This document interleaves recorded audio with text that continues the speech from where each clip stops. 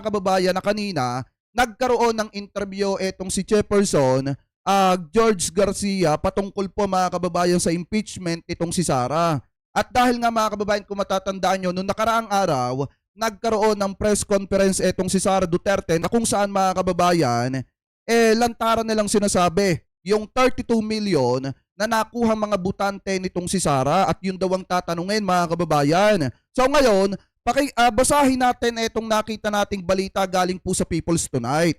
Sabi po dito mga kababayan, eto daw, hindi maaaring gamitin ni Vice President Sara Duterte bilang pansalag ang 32 milyong boto ng kanyang nakuha ng 2022 election para pigilan ang impeachment process na inihain laban sa kanya ng iba't ibang grupo ayon kay Commission on Election Comelec Chairman George Garcia mga kababayan. Kasi nga 'di ba ang sinasabi ni Harry Roque, paano daw yung 32 milyon na nagtiwala dito kay Sara Duterte kung sakali mga kababayan na ito po ay i-impeach. Hindi ba daw natatakot yung mga kongresista doon daw po sa 32 milyon na sumuporta at nagtiwala dito kay Sara noong 2022 national election? Alam niyo mga kababayan, sa totoo lang, ito kasi yung tanong dyan. May 32 million pa bang butante etong si Sara? Ito nga mga kababayan, press 1 nga kayo kung sa tingin ninyo may 32 million pa bang butante etong si Sara Duterte. Kasi mga kababayan, yung sinasabi nila, lalo na ng mga vlogger ni Digong, lalo na nitong mga kaalyado nitong si Sara, isang malaking kalokohan na po yan na gagamitin yung 32 million na sinasabi nila na butante na nagtiwala kay Sara para wag lang ma-impeach. Parang ang dating kasi mga kababayan, hinihikayat nila ang sambayan ng Pilipino na ipagtanggol etong si Sara kahit mali na. Diba? So ngayon, ipagpatuloy pa natin. Sabi pa dito, ito ay bilang reaksyon sa sinasabi ni VP Sara na hindi siya basta-basta mapapatalsik sa pwesto dahil ibinoto siya ng 32 milyong Pinoy noong May 2022 na itinuturing sa isa sa pinakamalakas or pinakamataas na bilang ng boto sa isang nahalal na opisyal sa kasaysayan. Sabi pa dito mga kababayan, ito pa daw, sa ngayon, 2 impeachment complaints na ang inihain sa House of Representatives laban kay VP Sara bunsod ng questionabling paggastos ng 612.5 milyong halaga ng confidential funds ng Office of the President OVP at Department of Education DepEd kung saan siya ay dating nagsilbi bilang kalihim. Sabi pa dito, subalit iginiit ni Garcia na hindi automatikong mapapatalsik si Duterte sa pwesto sa kabila ng paghahain ng impeachment complaint sa Kamara dahil ito ay isasaalang-alang pa sa pagdinig sa Senado. Kasi nga mga kababayan, di ba, ang Senado nga ang magsisilbi ng mga judge mga kababayan nitong impeachment complaint laban po dito kay Sara. So kung yung mga senador ay pro Sara Duterte, wala tayong magagawa. Walang pupuntahan yan mga kababayan. Pero kung yung mga senador ay makabayan, makatao at makapilipino, magiging tama yung desisyon na patalsikin na itong si Sara sa kanyang pwesto at i-impeach na po ito. Ano po, so ngayon sabi pa dito, bukod sa impeachment complaint, maaari ring maharap sa patong-patong na kasong kriminal si VP Sara dahil sa isyo ng paglustay sa confidential funds ng 2 tanggapan. So ngayon mga kababayan, ito kasi yung tanong dyan. Tama ba na gamitin ni Sara Duterte yung salita na malabo siyang mapatalsik sa pwesto dahil mga kababayan, siya ang isang politiko na isa sa pinakamataas na nakakuha ng boto? Tama bang sabihin na etong salitang ito hindi siya basta-basta mapapatalsik sa pwesto dahil ibinoto siya ng 32 milyong Pinoy? Alam niyo mga kababayan, sa totoo lang, kung maibabalik ko lang yung 2022 national election, hindi ko ibinoto yan. Sana yung boto ko mga kababayan, ibinigay ko na lang kay Tito Sen, mas maayos pa kaysa dito sa ating Vice Presidente ngayon na wala namang ginagawa mga kababayan. Diba? At hindi natin nakikita kung may proyekto ba or wala. Or ang mahalang talaga ay hindi ang Pilipinas kung hindi ang pera ng Pilipinas. Kasi kung titingnan natin mga kababayan, dapat sa nangyayari ngayon sa ating Vice Presidente, hindi niya ginagamit yung 32 million. Dahil nakakahiya mga kababayan. Dapat mahiya siya dun sa mga butante na nagtiwala at bumoto sa kanya kasi ang akala ng lahat, especially ng mga Marcos loyalist mga kababayan, ay sasamahan niya ang presidente para ibangon ng Pilipinas. Pero nagkamali pala tayong lahat kasi nga mga kababayan, ang ginawa niya, minahal niya lamang di umano yung pera ng mamamayang Pilipino at hindi mismong ang mamamayang Pilipino at ang Pilipinas. Dahil pagka naman issue ng teritoryo, tahimik siya mga kababayan. Pero kapag ka para sa interes ng kanyang mga kaalyado, napakaingay ng ating Vice Presidente. Lalo na mga kababayan, kitang-kita nyo naman, nung etong si Laika Lopez at saka itong si Gina Acosta mga kababayan, biglang nagkasakit nung tinatanong sa kamera, kitang-kita nyo naman kung para kanino ang ating Vice Presidente, means para sa kanya mga kaalyado. Ano po, so ngayon, maliwanag mga kababayan na sinasabi dito ni Commission on Election COMELEC Chairman George Garcia na hindi po pwedeng gamitin ng ating Vice Presidente yung 32 million na mga botante para po gawing pananggalang sa kanya mga impeachment mga kababayan. Sa totoo lang, hindi makakatulong yung sinasabi ni Sara Duterte na 32 million kasi wala na naman talaga siya noon. Wala siyang 32 million na mga botante, kaya lang siya ay binoto noong 2022 kasi dumikit po siya kay PBBM. Pero kung hindi sumama yan kay PBBM, hindi dumikit yan kay PBBM, hindi naman po mananalo yan. Yun po yung totoo dyan mga kababayan. Ano po, so ngayon, maliwanag naman mga kababayan na ito pong ating Vice Presidente sinopla ni Commission on Election Chairperson o Chairman George Garcia mga kababayan kasi nga laging ipinagyayabang yung 32 million kahit wala na naman. Ano po, so ngayon punta naman po tayo mga kababayan dito sa isa pang topic na nakita po natin na kung saan mga kababayan, ito po ay galing din sa People's Tonight. Sabi po dito, ito naman mga kababayan ay patungkol do sa war on drugs nitong dating administrasyon. So sabi po dito, nagpatibay ng House Squad Committee na ang kontrobersyal na drug war ni dating Pangulong Rodrigo Roa Duterte ay nagsilbing cover sa pagkakaroon ng isang malaking organized crime syndicate na kinabibilangan ng matataas na opisyal ng pamahalaan. Opisyal ng pamahalaan na sangkot sa malawakang katiwalian at pakikipagsabwatan sa mga sindikato sa droga. Sabi pa dito, inihayag ito ni Antipolo City 2nd District Representative Romeo Acop Sr., Vice Chairman ng Quadcom sa ika-13 at huling pagdinig ng joint panel na ginanap nitong Huwebes, Disyembre 12. Sabi pa dito, lumilitaw sa initial findings ng Quadcom na si Duterte at ang kanyang malalapit na kaibigan ay nakikinabang sa operasyon ng illegal na droga kung saan sila di umano tumabo ng bilyon-bilyong pisong halaga.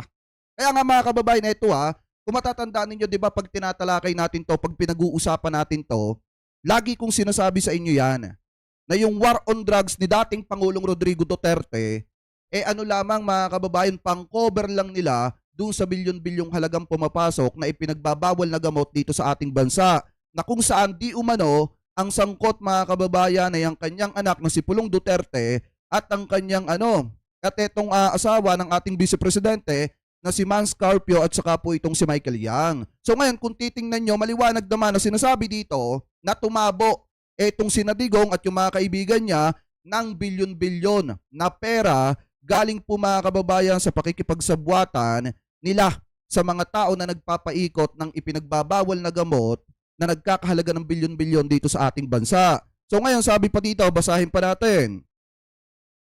Mahirap po ang trabaho namin dito sa Quadcom. Walang gustong bumangga sa isang popular na dating presidente. Pero kami po, tulad niya, ay halal ng taong bayan, gate ni Acop. Sabi pa dito mga kababayan, ayon pa sa kongresista, sa halip na pagsilbihan ang mamamayan ng tapat, inabuso ng mga tauhan ng Administrasyong Duterte ang kanilang kapangyarihan upang palakasin ang kanilang politikal at personal influence sa pamamagitan ng paghahasik ng takot at pangamba sa mga kalaban nila sa politika. Dahil kita nyo naman kung paano ginipit ng Administrasyong Duterte yung mga kalaban po nila sa politika mga kababayan. Lahat tayo saksi doon kung paano gipitin ni Digong yung mga kalaban niya sa politika, kung paano siya makialam mga kababayan sa mga investigasyon, lalo na noong mga panahon na iniimbestigahan nila etong si Dilima mga kababayan, na kung saan yung mga ebidensya na ginamit doon ang karamihan di umano ay galing sa Malacanang. Ibig sabihin mga kababayan,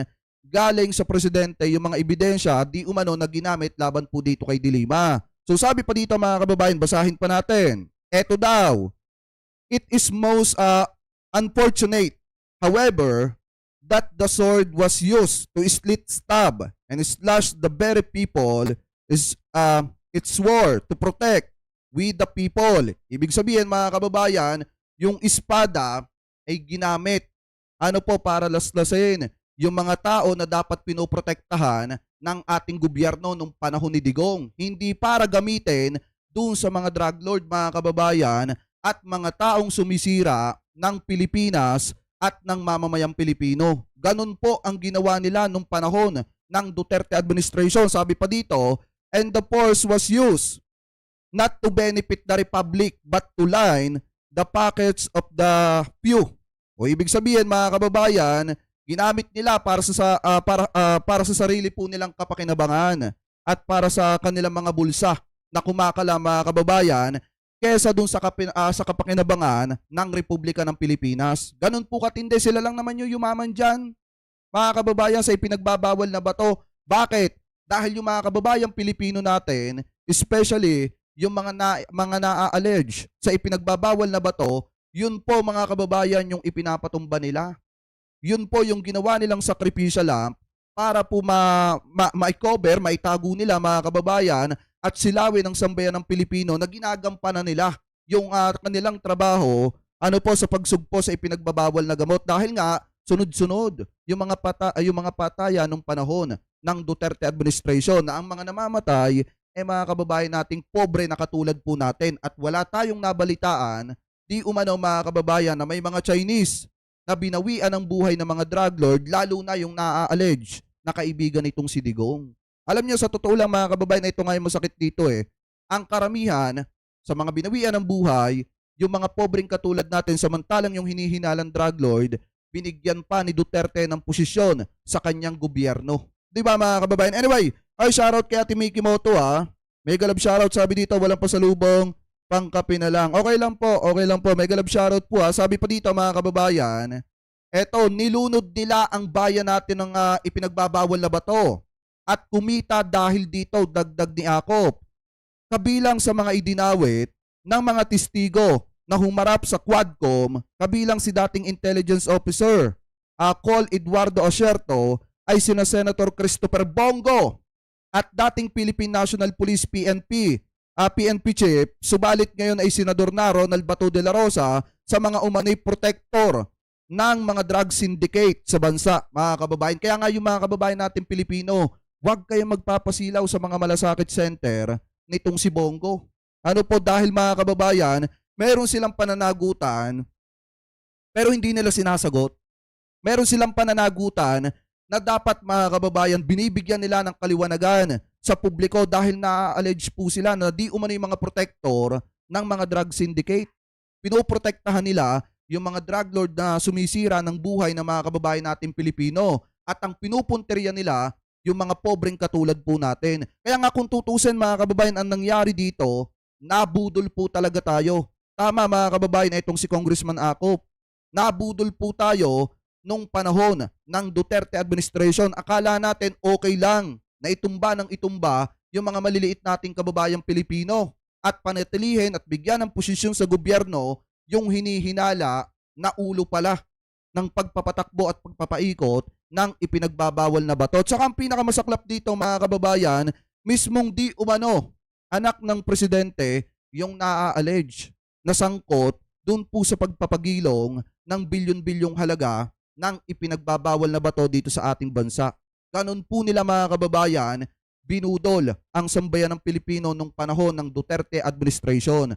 So ngayon, punta naman tayo mga kababayan dito pa sa isa pang topic na nakita po natin na kung saan kung matatandaan nyo, noong 2017 nagkaroon ng matinding issue patungkol po dun sa 6.4 billion shabu shipment mga kababayan na nangyari dyan po sa BOC. So ngayon, eto pong hinihinala na fixer na sa kosto mga kababayan na si Mark Taguba, nagsalita na po at personal na itinuro etong si Pulong Duterte na di umano leader ng Davao Group mga kababayan na kung saan isa sa mga humahawak at nakikialam dyan po sa custom nung panahon ng Duterte administration at di umano nasasangkot dun sa 6.4 billion shabu shipment. So ngayon, basahin ulit natin itong balita galing po sa People's Tonight. Sabi dito mga kababayan, walang alanganin na pinangalanan ng dating custom fixer na si Mark Taguba, si Davao City 1st District Representative